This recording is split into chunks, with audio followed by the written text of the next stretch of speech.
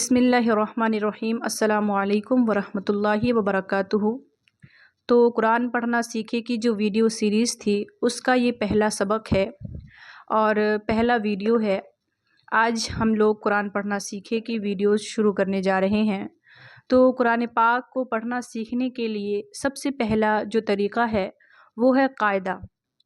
ये जो आप देख रहे हैं ये एक कायदा है जो आपको किसी भी बुक स्टोर पर आसानी के साथ मिल जाएगा, और नहीं तो आप इसको ऑनलाइन भी परचेज़ कर सकते हैं या आपको ऑनलाइन भी मिल जाएगा। बहुत सारे कायदे आते हैं, नूरानी कायदा और भी बहुत सारे कायदे हैं, जिसमें से मैंने जो ये कायदा लिया है इसका नाम है कुरानी कायदा। आप कोई भी कायदा ले सकते हैं, आप नूरानी कायदा भी ले सकते हैं, लेकिन मैंने यहाँ पर लिया है कुरानी कायदा। ये मैंने इसलिए लिया है क्योंकि इसके अंदर जो हरूफ है उसको अच्छी तरीके से अलग अलग कर बताया गया है, फिर उसको जोड़ने का तरीका जोड़कर भी बताया गया है। और जो इसकी सबसे अच्छी चीज़ मुझे लगी, इसके अंदर इंग्लिश में भी लिखा हुआ है। यानी अगर किसी को उर्दू भी सही से पढ़ना नहीं आता तो ये इसके लिए बहुत ही अच्छी बुक होने वाली है। इसके ज़रिए आसानी के साथ वो पढ़ना सीख सकते हैं, क्योंकि इसके अंदर इंग्लिश में भी वो सारी चीज़ें लिखी हुई है, तो इससे थोड़ा आसान हो जाता है। इसीलिए मैंने ये कायदा लिया है।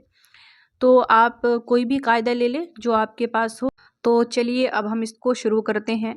तो यहाँ पर चंद चीज़ें लिखी हुई हैं। यहाँ पर आप देखें, यहाँ पर नाम लिखना है जो भी पढ़ रहे हैं उसका, और यहाँ पर आगे देखें, यहाँ पर किताब के मुतालिक से चंद बातें हैं जो किताब के मुतालिक से हैं, इन पर भी एक बार गौर कर लिया करें।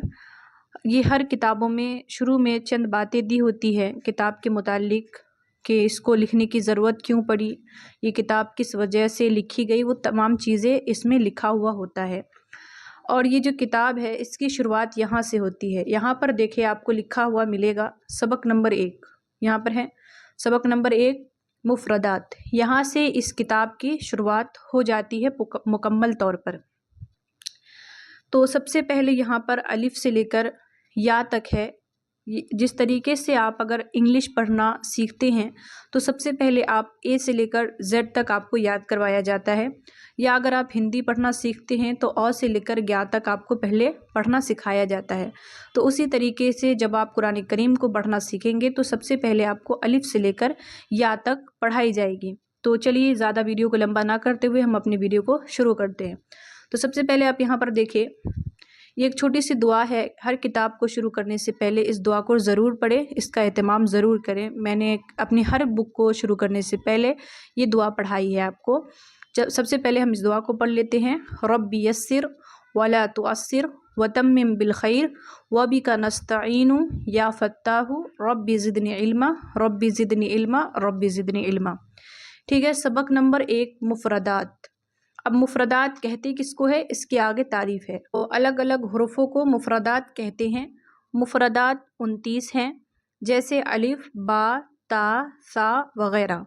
तफ़सीली तरीक़ा तालीम में मुलाहिज़ा फ़रमाएँ। उसके बाद है नोट। हुरूफ़ मुस्तालिया को पूर्व पढ़ेंगे। हुरूफ़ मुस्तालिया 7 है, खा, स्वाद, ज़ाद, गैन, ता, काफ और ज़ा। ठीक है, उसके बाद ये देखिए इंग्लिश में वो सेम चीज़ें लिखी हुई है जो मैंने अभी आपको पढ़कर बताया।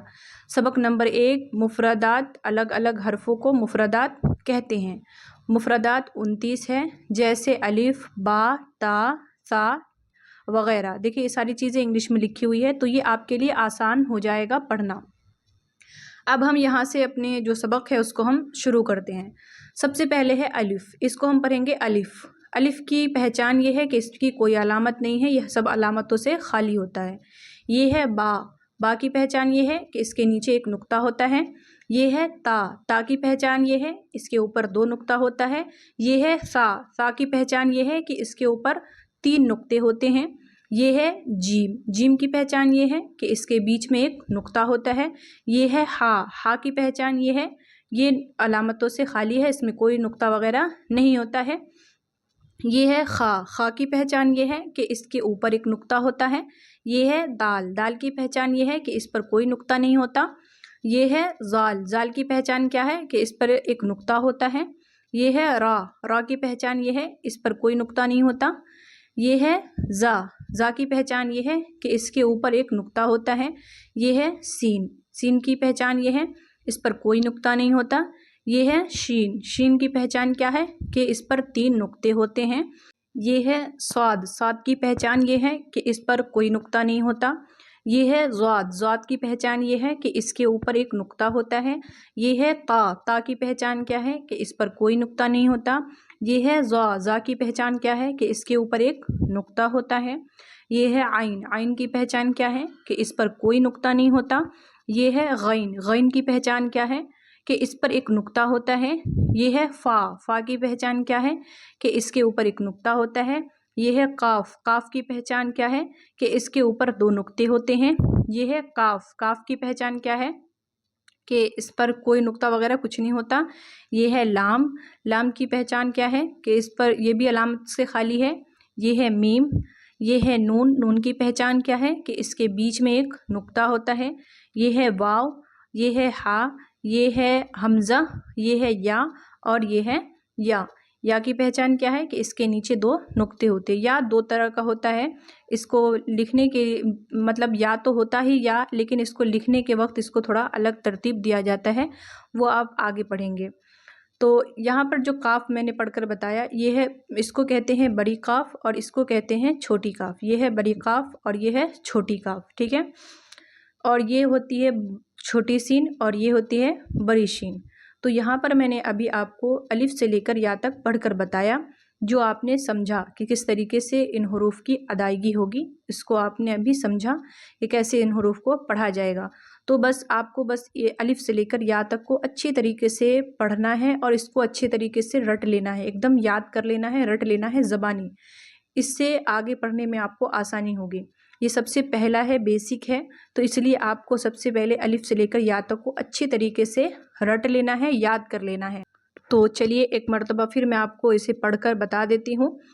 یہ ہے الف، با، تا، ثا، جیم، ہا، خا، دال، ذال، را، زا، سین، شین، صاد، ضاد،